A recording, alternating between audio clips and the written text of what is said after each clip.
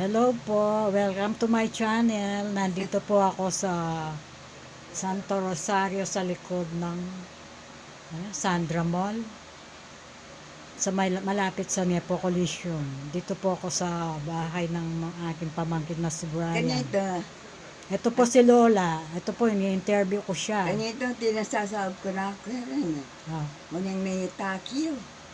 Ah. Wala. Namit niyan. Nung nakapod mga niyan. Ah. Nano talaga mo lagyuma? Sabihan may lagyuma. Taga na ako lagyo. Virginio.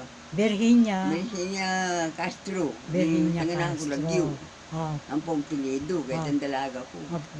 Castro. Virginia Castro. O, yung birthday mo, ma, sabihan mo. Birthday yo po.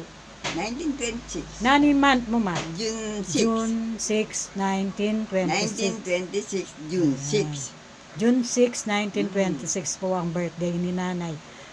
Ngayon po ay, ang edad po niya ay 97 years old na.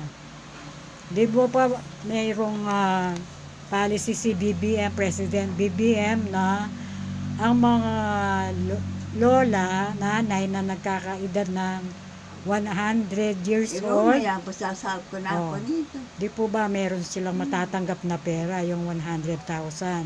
Inang tabling kain na kanako. Ito po siya, nagsasalita siya. Utang na namo nun, nintan talaga nga po kung lining ka ako. Ah, Ang kayo. Ay man pong ni kain nito, nanak mo yan eh. ah. Kaya kadong do, may takyo. Tapos sasawag kaya kayo.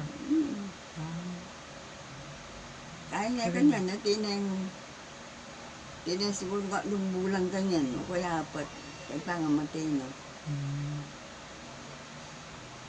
Ayan po, nagsasalita si Lola.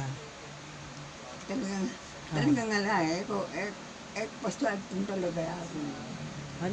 Malay natin, Lola, na nagkataon, malay mo, ito, ang tamang pagkakataon na matutupad na yung minimiti mong pangarap, yung makakamtan mo yung binibigay ni BBM na pabuya para sa mga 100 years old na tao katulad nyo. 3 years na lang, magwa 100 na kayo.